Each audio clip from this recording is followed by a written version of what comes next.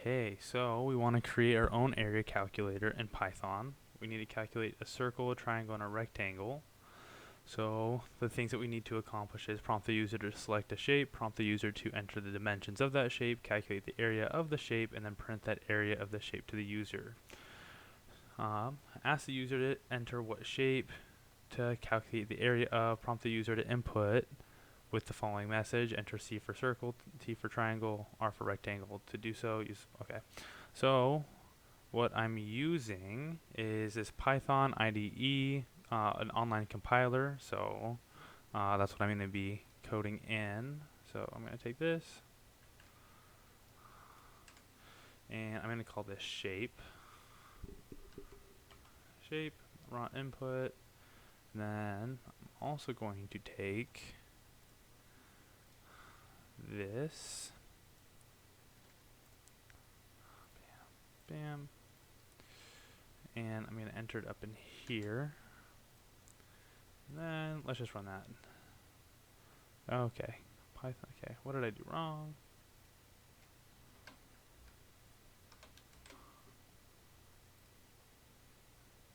But no ending. Let's see.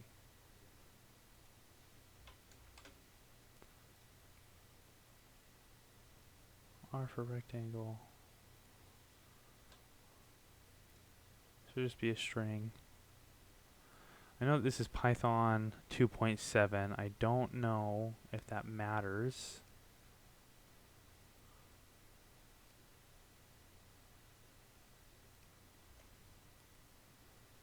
Okay. Unexpected indent.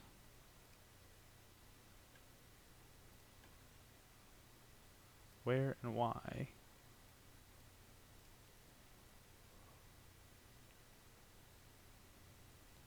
Might just be the spacing from the Word document, because I know that Python is finicky with your indents. So right now I'm just going through and making sure that all of them are registering as spaces and not indentations. Huh. What if I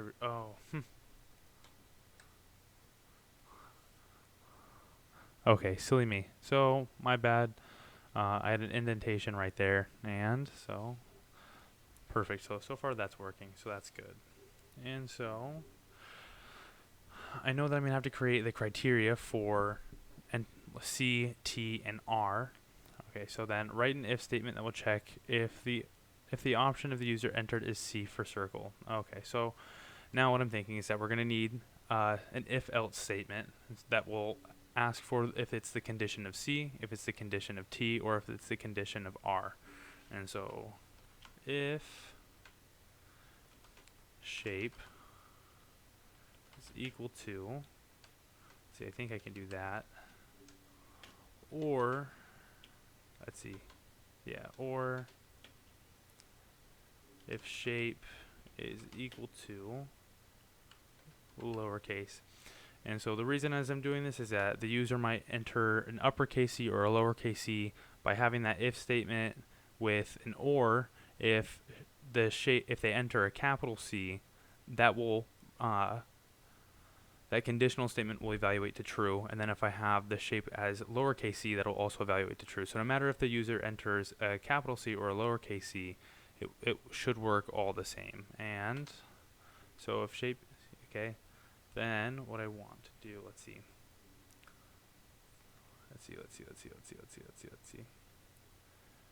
Prompt the user for the radius of the circle. To get this to work properly, you have to change the radius from its default string value to a floating point value.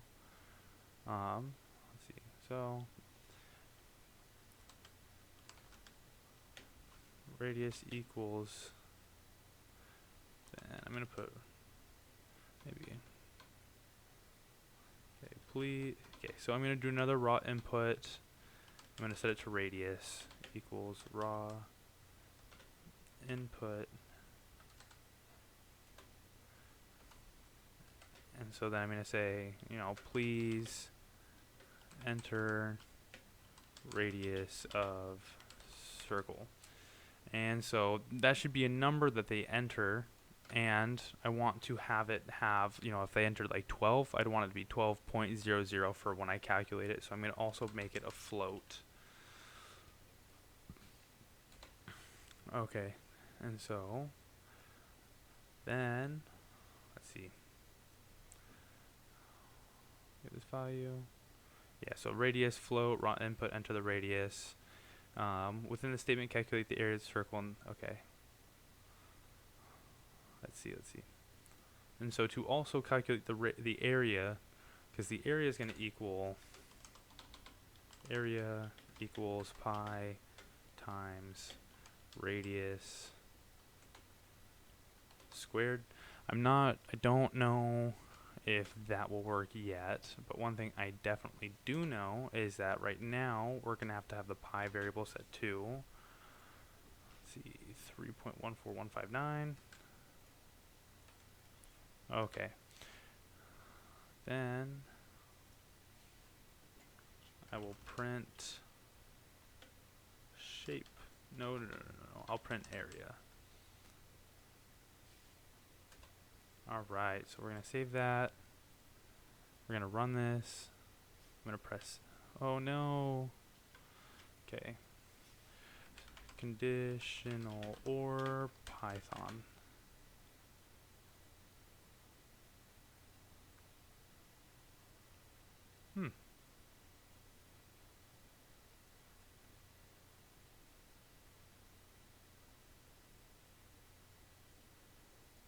So it looks like I might be able to get away with this. Or.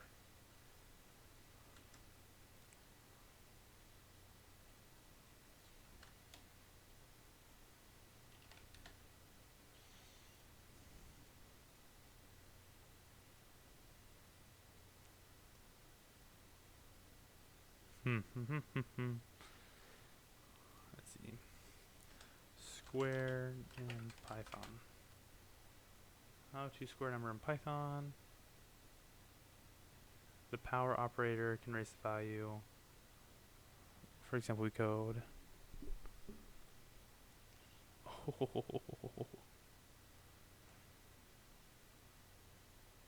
Maybe, let's see. Just kind of having a little bit of fun with this. Power. And what we want is radius to the power of 2. Let's rerun it. C. 12. Okay, so I guess let's just get a calculator. And so the radius, or the area calculator, how about that? Calc. Area calculator, rectangle, trapezoid, circle. That would be 12.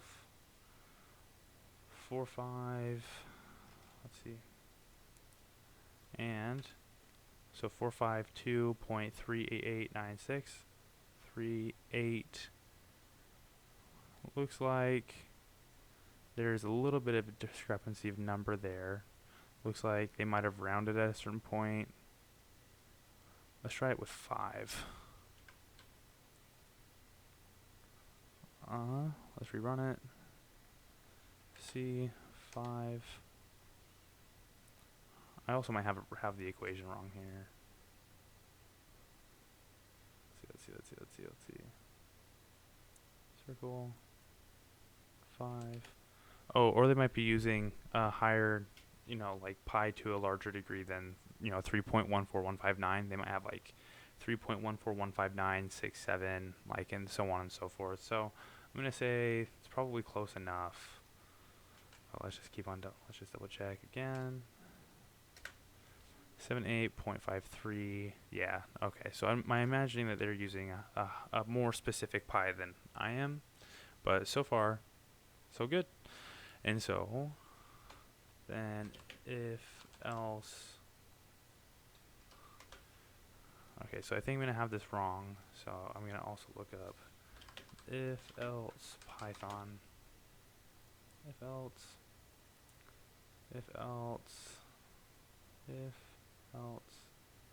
No. Okay, so it's this ELIF that I want. ELIF. Then I have my condition. And so I'm going to do something similar here, where if shape is equal to, t or lowercase t, I want to do this. That's giving me an error. I don't know why yet. But then I'm also going to take this, put that down there, and then please enter radius of, let's see, what do I, okay.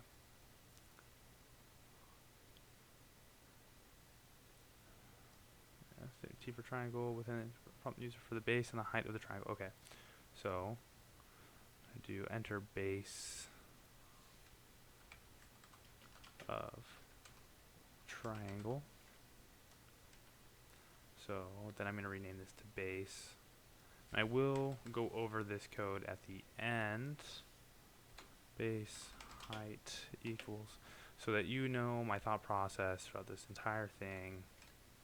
Float, please enter height of triangle.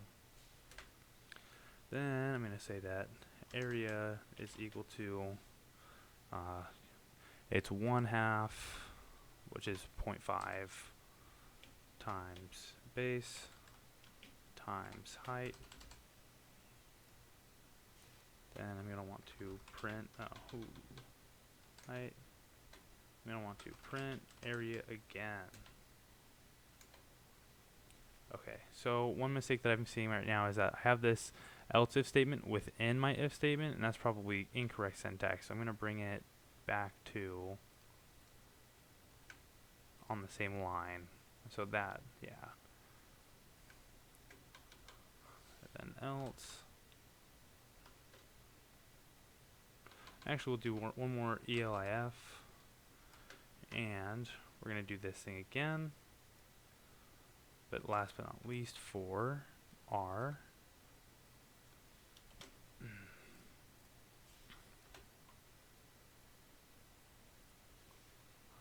This is not on the same line.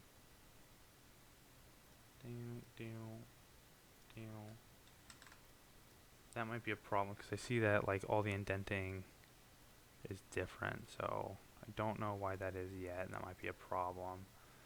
Else if, let's see, what do I want to prompt the base and height again?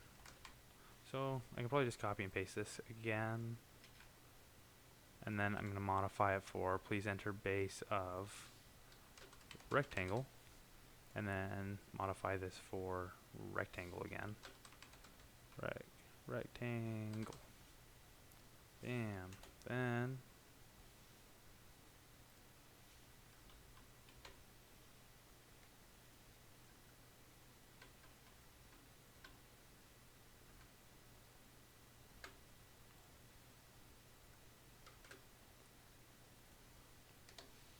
I'm going to do area is equal to base times height. Ooh. Height. And then print area. Else, what I want this to do is maybe say print please try again. Okay, so that might be it. So we're going to test with C. Let's test with capital C this time. Please enter area circle 12. Alright, so that should be good. Let's rerun it. One thing that I would do if I had more time, or if it suggested or made us, then what I would do is I would have like, I'd have a conditional statement that if you ever entered like, you know, the keystroke Q, it would rerun it again, so you don't have to keep on rerunning it manually. That I could do it all within the software, but we're not doing that. Okay, so we reran it. Let's try for triangle. Please enter base of triangle. Let's do 5 again. 5 is a nice number. Height of triangle, let's do 10. Alright, so we got 25.0. Let's double check our work here. Ooh.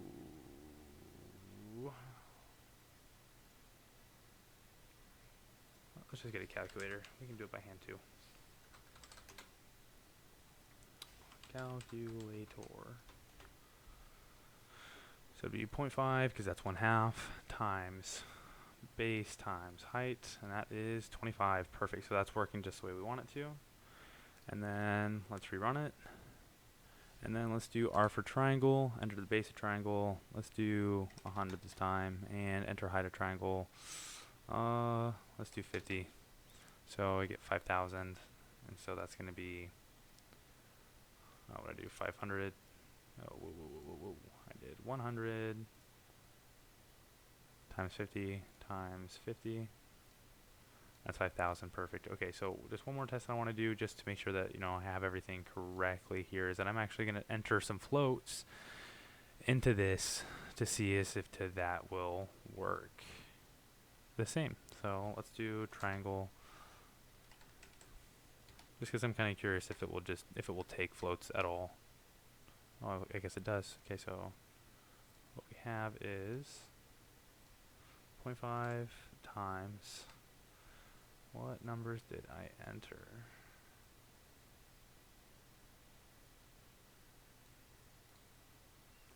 $13.5 times 13.5 times, I think I did 12.5 times 12.5. Oh, 12.1. 81675. 81675. Perfect. Okay, so our code is working correctly. No problems. We have fulfilled this prompt the user to select the shape, prompt the user to enter the dimensions of that shape, calculate the area of that shape, print the area of that shape to the user. Now, just because I knew what it wanted and I already mentally knew all the steps to achieve it, I didn't go through this line by line, but this document is really wonderful because you can go line by line through this and it will tell you exactly how to do it. Of course, I modified mine a little bit so that I could have lowercase and uppercase C or T. And so let's go through the code and talk about it a little bit. Okay, so my first thing is a prompt that asks the user, if they want a circle, a triangle, or a rectangle, and I also tell them how to enter it. And so that will narrow down the user to entering one of the three options. And so because I'm going to have multiple options from this user input, I need to have a system to be able to nail down what to do with the input that I'm given. And so my if-else statements will help out with that, because I'm saying, well, if it is C, meaning circle, I want you to calculate it. I want you to do everything for if it's a circle. And then if that's not true, it'll go to this next if-else statement, and then it says, well, if the circle didn't work, if the users entered T for triangle, and that evaluates to true. And so if the user entered T, this if-else statement will catch it and say, okay, well, it's T. Now we'll do everything we want to do it for triangle. And then if that doesn't work, this last if-else statement will say, okay, well, maybe it's an R. And so then it will evaluate, well, did the user enter or did the user submit R? And so if the user entered R, then it will catch it in this last if-else statement, and then it will run everything for if that was an R for the area of a rectangle. And then my last else statement is, please try again, because what if the user doesn't enter any of those and enters like 5, for example? Then I'm going to get a please try again up here, and that's just, for me, I think it's a nice touch to something like this. But let's go down for the circle. And so if the user did enter a C, it's going to define radius as this raw input of please enter the radius of the circle. And so we're asking for a number at that point. And so that raw input is going to ask the user, please enter the radius of the circle. And then I, as a user, will enter the radius. And then it will put it into a float for us. And so then we don't have to worry about, if they entered, like 4.35, that it doesn't have to be an integer, which is just, 0, 1, 2, 3, 4, that they could have, really specific, 12.784. And then it will take that input for us and it will make it a float. So we can just have, it's just for more accuracy in what we are trying to do for the user, which is calculate the area. And so this radius now will equal the float of whatever the user's input was. and then we define pi, and then at that point we have everything that we need to calculate the area. And so the area is pi times the radius squared. And so we have area equals pi, which I defined right here. And so it's going to be like this 3.14159 is right here. It's really nice to have it as a variable, because if I use pi like 8 more times, I'd much rather just type out pi than this 3.1459 like again and again and again. So it's just for redundancy. And then I use this power function, so it's power. Well, the power, what are we going to be raising the power of? And it's like, okay, well, I want radius to be raised to the power of 2, because it's, radius squared times pi. And so now my area is calculated and defined as area, so then I just print area. And so then the user on their end, if they press to C, it will print the area of the circle, and because we completed this this segment of this if-else statement, it will just end, because there's nothing else for it to do, because it was a C.